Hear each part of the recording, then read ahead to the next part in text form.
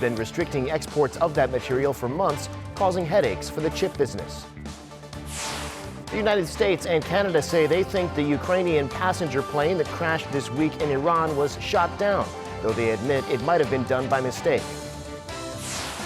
And we go to the Consumer Electronics Show in Las Vegas, where experts say the devices of tomorrow are all going to connect to each other and use artificial intelligence to make our lives easier. It's 4:00 p.m. here in Seoul. Thanks for tuning in to Arirang News. I'm Devin Whiting. Officials in the United States and Canada believe that the passenger plane that crashed in Iran this week, killing everyone on board, may have been shot down with a surface-to-air missile. Both countries concede, though, that it might have been done by mistake. Hong Yu has more.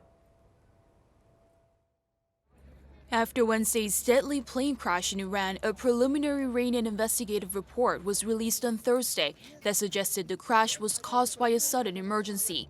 But U.S. and the Canadian officials suggest otherwise. Canadian Prime Minister Justin Trudeau said Thursday that Canada has intelligence showing the plane was shot down by an Iranian surface-to-air missile. We have intelligence from multiple sources, including our allies and our own intelligence. The evidence indicates that the plane was shot down by an Iranian surface-to-air missile. This may well have been unintentional. However, he added that it's too soon to draw conclusions and there should be a thorough and credible investigation into the crash that killed at least 63 Canadian citizens. Earlier Thursday, U.S. President Donald Trump dismissed Iran's initial claim it was a mechanical issue and instead pointed an accusing finger at Tehran. But he also stressed it could have been a mistake. It was flying in a pretty rough neighborhood, and somebody could have made a mistake. Some people say it was mechanical. I personally don't think that's even a question, personally. U.S. officials say the U.S. government has satellite data that shows the Ukraine International Airlines plane had been tracked by Iranian radar prior to the crash. Just 2 minutes after the plane took off, 2 surface-to-air missiles were detected, according to the officials. And the video showing the moment the apparent missile struck the plane was posted on Thursday by the New York Times. Iran continues to insist the aircraft was trying to turn back to the airport when it went down without making a radio call for help. Ukraine has called on its international partners to provide any evidence they might have that could shed light on the crash of the Ukrainian airliner. Ukraine's president said in a statement on Thursday that Ukraine is interested in a transparent and objective investigation of the tragedy and finding the truth. Hong Yu, Arirang News. And President Trump says new sanctions on Iran are now in effect. These are apparently the measures he said he would enact in response to Iran's missile strike earlier this week on American troops. Lee Seung-jae has this report. Wasting no time to turn the screw. Just 24 hours after President Trump pledged to impose additional punishing economic sanctions on the Iranian regime following Iran's missile strikes on U.S. air bases in Iraq, the U.S. president said on Thursday that he has approved the tougher punitive measures. It's already been done, yeah. We've increased them. They were very severe, but now it's increased substantially. I just approved it a little while ago with Treasury. Asked what kind of sanctions would be imposed, President Trump did not elaborate, but said the U.S. Treasury Department would release a statement. Meanwhile, Iranian General Amir Ali Hajizadeh, who leads Iran's aerospace program, told Iranian state TV on Thursday that Tehran's missile attacks on U.S. targets did not aim to kill American soldiers, but sought to damage Washington's military machine and were the start of a series of attacks across the region. He confirmed that the attack was appropriate revenge for the U.S. killing of Iran's top general Qasem Soleimani. He also advised the U.S. to withdraw American troops from the region to prevent any casualties. Despite the apparent easing of tensions, Iranian President Hassan Rouhani has warned of a very dangerous response if the U.S. makes another mistake, while a senior Iranian commander vowed harsher revenge for the killing of Soleimani. Lee Seung-jae, Arirang News. President Trump met briefly on Wednesday local time at the White House with the national security chiefs of South Korea and Japan. According to the White House, speaking with Seoul's Chung Hee-yong and Tokyo's national security chief, Trump reportedly said their two countries are Washington's strongest allies in the Indo-Pacific region and expressed appreciation for the two countries' support and friendship. The security chiefs are in Washington for trilateral discussions with U.S. National Security Advisor Robert O'Brien. The U.S. National Security Council tweeted that the three sides held great bilateral and trilateral meetings and reaffirmed the importance of cooperation on North Korea and Iran. The U.S. State Department also said that Chung will meet with Deputy Secretary of State Stephen Biegun the same day to discuss various global issues. The 2020 Winter Youth Olympic Games have begun in Switzerland. South Korean athletes are competing in a number of events, but also a delegation from South Korea are there making their final pitch to host the next Winter Youth Olympics in 2024. Kan Hyung-woo reports. 1,800 young athletes from all over the world have gathered in Lausanne, Switzerland for the 2020 Winter Youth Olympic Games. Aged between 15 and 18, the young athletes are participating in 8 winter disciplines, including ice hockey, skating, and ski through January 22nd. It's an honor to be a part of the games. With my best efforts, I hope to have a good result. As an athlete representing South Korea, I will try my hardest to become a player that can make my country proud. After Thursday's opening ceremony at the Valdez Arena, the young athletes will not only compete for a medal, but also learn about anti-doping and fair spirit through various programs. The Youth Winter Games was started in 2012 by the International Olympic Committee to promote the spirit of challenge and teach the importance of a healthy body. Meanwhile, a South Korean delegation, including Culture Minister Park Yang-woo and Governor of Gangwon-do Province Choi Mun-sun, have come to Lausanne to make a final presentation that could help the province win the bid to host the Games in 2024. The proposal is scheduled to take place during Friday's IOC Executive Board meeting at the Swiss Tech Convention Center, and it will be followed by a voting among the members. Expectation is now building up on whether Gangwon-do Province will be able to host the 2024 Winter Youth Olympic Games, as South Korea strives to become the first country outside of Europe to do so. Kan Hyung-woo, Arirang News, Lausanne.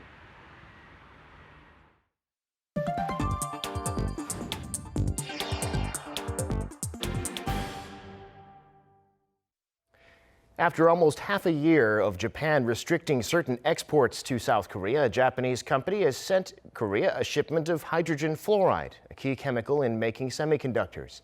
Japan's Nikkei Shimbun reported Friday that Morita Chemical Industries, based in Osaka, sent the shipment on Wednesday, having been approved by the Japanese government.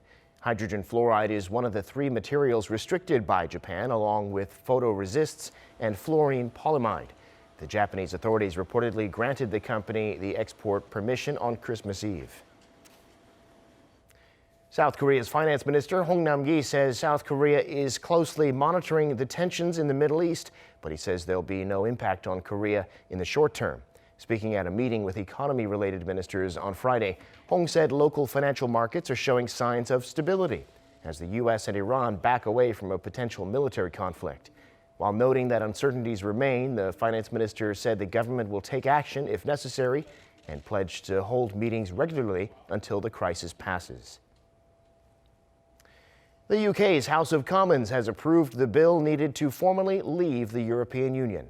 On Thursday, they voted 330 to 231 in favor of the withdrawal agreement bill. It'll now be passed to the Parliament's upper chamber and will take effect once the Queen signs it into law. Then the UK will leave the EU by January 31st. At that point, the UK will start negotiating a new free trade deal with the EU by the end of this year. British Prime Minister Boris Johnson insists a deal can be negotiated in that time frame, but EU Commission President von der Leyen says it would be basically impossible to get it done by then. China's Vice Premier Liu He will go to Washington next week to sign a Phase 1 trade deal with the U.S. Beijing's Commerce Ministry announced on Thursday that Liu will be there for 3 days from next Monday. The ministry said both sides are communicating closely on how the signing will be set up. This is China's first confirmation since President Trump said the deal would be signed on January 15th at the White House. But Trump told reporters on Thursday that he might want to wait until after November's presidential election to go for a phase 2. Taking some time, he said, could lead to a better deal. The U.S. car market shrank slightly last year, but sales by Korean car makers Hyundai and Kia continued to increase. In the U.S. last year, the two companies sold a combined total of more than 1.3 million units. For Hyundai, that was an on-year rise of 4.7%, and for Kia, an increase of 4.4%. That growth was led by SUV sales. The U.S. auto market as a whole shrank by 1.2% last year. Toyota suffered an almost 2% drop in U.S. sales, and Volkswagen only managed to increase sales by 2.4%. Las Vegas, Nevada is hosting the world's biggest expo for tech, the Consumer Electronics Show. Already in our daily lives, most of us do interact with artificial intelligence and smart devices, but there's a new buzzword emerging. Oh Soo-young has this report. The next decade for consumer tech will see the Internet of Things transition to the intelligence of things. That's according to experts at the Consumer Electronics Show 2020 in Las Vegas. When we look at the device ecosystem, I think really the way I would describe it is connected intelligence. So really we're putting AI into just everything, every kind of device, and it's backing up all different kinds of experiences. Why? Well, it all has to do with convenience, ease of use, the user experience, and that's everything from a smartphone to services like Netflix that use advanced algorithms and other machine learning. To provide a seamless experience from one device or service to another, IT giants like Samsung and LG have introduced smart home systems, adding AI processor chips to all of their devices. And I think we'll see a lot of evolution over the year ahead as companies manage to figure out ways to make things connect to each other in a way that makes a lot of sense. So when your car pulls into the driveway, all of a sudden the lights come on, the doors unlock, your favorite music starts playing. LG, for instance, announced at CES it will go beyond increasing efficiency and simple personalization. They're aiming for reasoning and exploration that will allow AI to understand your behavior in order to anticipate your needs. Exploration. That means that a machine can make some hypothesis by itself and proposes another experience. That means that we can propose a new lifestyle based on the exploration. We are deploying this kind of AI technology on all of the products in LGE. One of these services is digital healthcare, which will also benefit and proliferate from greater connectivity. We're seeing massive consumer adoption of wearables, and again, for different things. So many opportunities to measure our vital signs, whether it's steps, heart rate, and different things. And so this all adds up to more and more data, but a lot of that data is starting to be leveraged by doctors. Another trend is mobility as a service, and not just the vehicle, as the modes of transportation diversify. So there's boats at this show, there are actually 3 flying taxis at CES, which is just kind of crazy. So when you're planning your route, you're not just taking a taxi, you're taking a smart scooter to a flying taxi to your own car, to a bus or whatever it happens to be. The role of mobility is becoming a thing. That whole concept is actually becoming a reality, and it's really neat to see. The trends we saw this week at CES 2020 are expected to develop into an everyday reality over the next decade of tech. Oh Soo-young, Arirang News, Las Vegas. And time now for an in-depth look at the market news on this Friday afternoon. And for that, I'm joined on the line by Mr. Daniel Yu, Global Strategist at Yuanta Securities. Mr. Yu, thank you for coming on today. Thank you for having me today.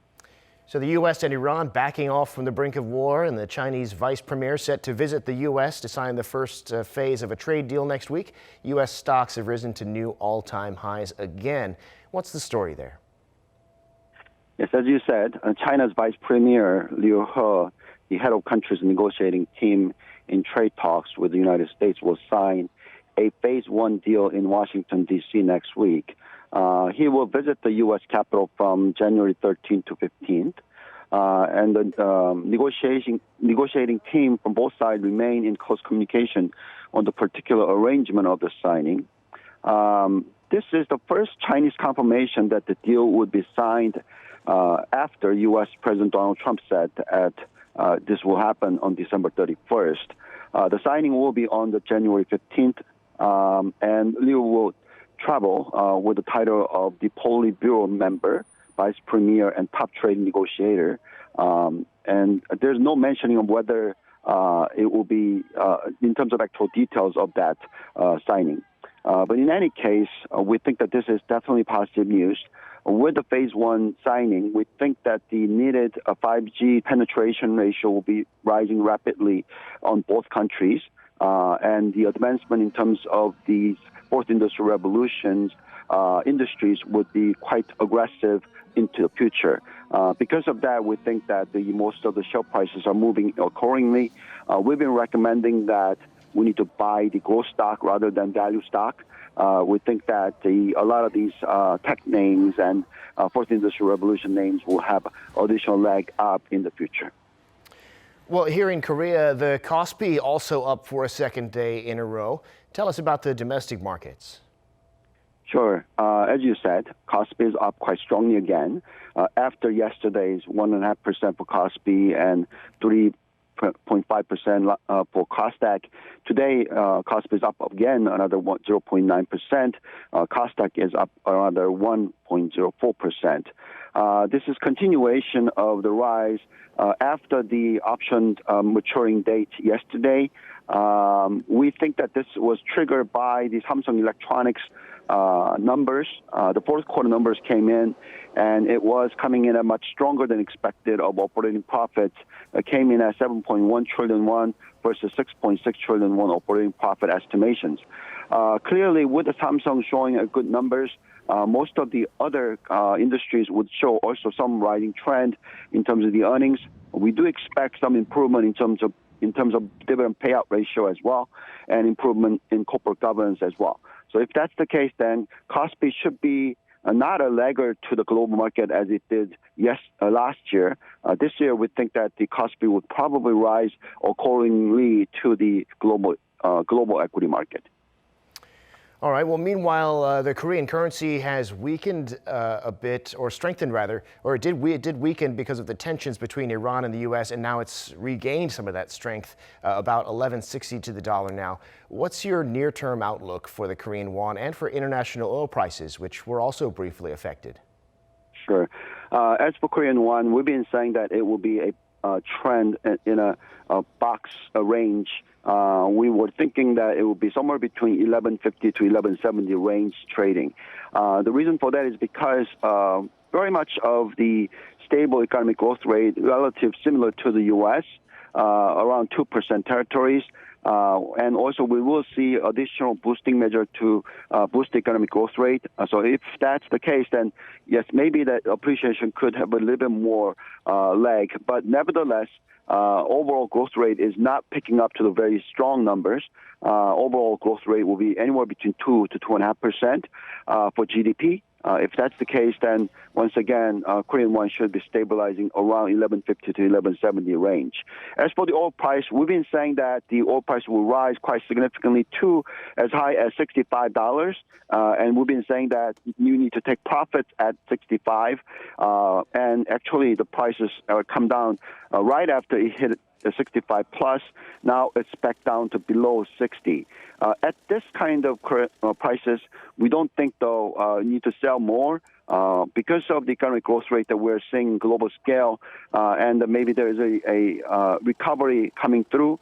If that's the case, then oil price should remain at quite reasonable, which will be somewhere in between $60 to $65 range trading as well. Got it. All right, Mr. Yu, we'll have to leave it there for today. Thank you so much for sharing your insights, and have a great weekend. Thank you very much. Have a good weekend.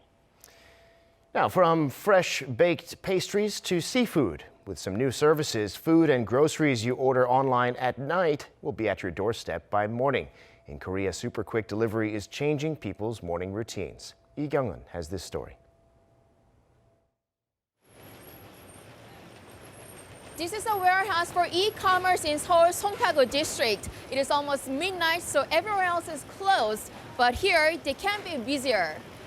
The operation is in full swing for the company's signature early morning delivery service, which delivers fresh food ordered before 11 p.m. by 7 a.m. the next day. All kinds of fresh foods brought here earlier in the day from around the country are stored at below 5 degrees Celsius. They're redistributed to individual containers based on customers' orders. Then, the foods are packed up with ice pack and a special paper box designed to keep them cold. Finally, the boxes are loaded onto delivery cars that have their own separate cooling system, with a thermometer constantly checking the temperature. As you might have noticed, all these steps revolve around one thing: keeping the food cool. This so-called cold chain system is critical in food delivery because it directly affects the freshness of the products. And the company says it is especially important in the last mile, the final step from the transportation hub to the customer's door. Food can go bad during the actual delivery, so keeping it cool during that stage is very important. Unlike other e-commerce firms that outsource their deliveries, we run our own logistics operation, and we use our own special cooling delivery cars to keep the food fresh until it reaches its final destination. That emphasis on freshness actually helped lead to the fast delivery system. Early morning delivery was not the initial plan. We were just thinking about how to get the food to the customer in the freshest state we can, and that was transporting the food as soon as possible. Many others have now joined the early morning delivery industry using a similar logistics model. And experts say that such a revolutionary delivery service was possible in South Korea because the population is concentrated in cities, which allows companies to focus their service in Seoul and the surrounding areas. Now the industry is worth over $3.4 billion, and it is projected to grow even bigger and more competitive this year. 이경은, Arirang News. South Korea's DREAM program invites young people from countries that never see ice or snow to come and experience winter sports. Running for 16 years now, this year's event is now underway in the Winter Olympic host city of Pyeongchang. Our Choi Jung-yoon was there. With snow covering parts of South Korea this January, South Koreans are heading to the ski slopes to make the most of their winter. And in Pyeongchang, there is a group of special guests learning to ski for the very first time.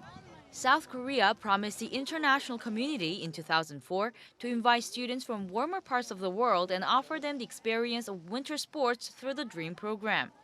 This year, 123 teenagers from 29 countries, including 20 disabled teens, were selected.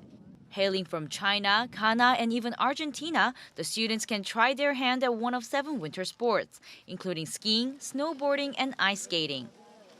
It was awesome because like all my life I want to ski, and also it was very fun being in the snow. It is very fun to meet all of the people from all around the world, and it's amazing to have this opportunity and to come to ski and enjoy every part of the DREAM program.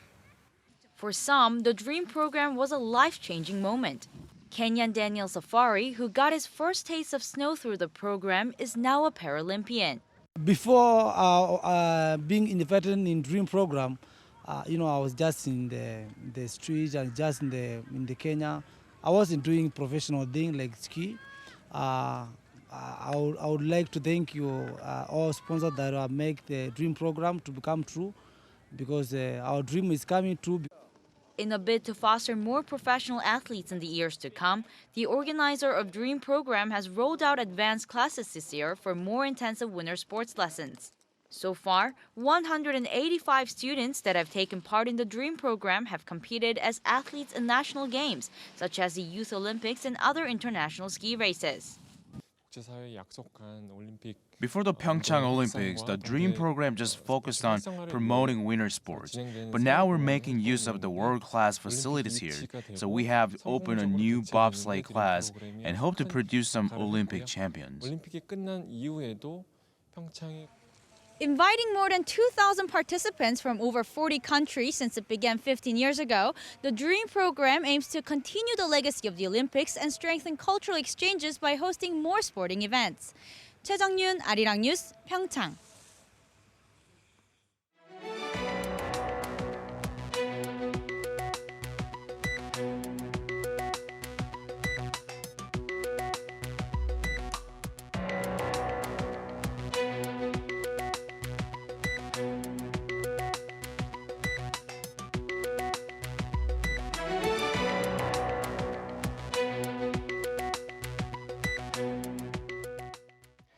And that brings us to the end of this newscast. Thank you for watching. More live news coming your way at 7 p.m. Korea time.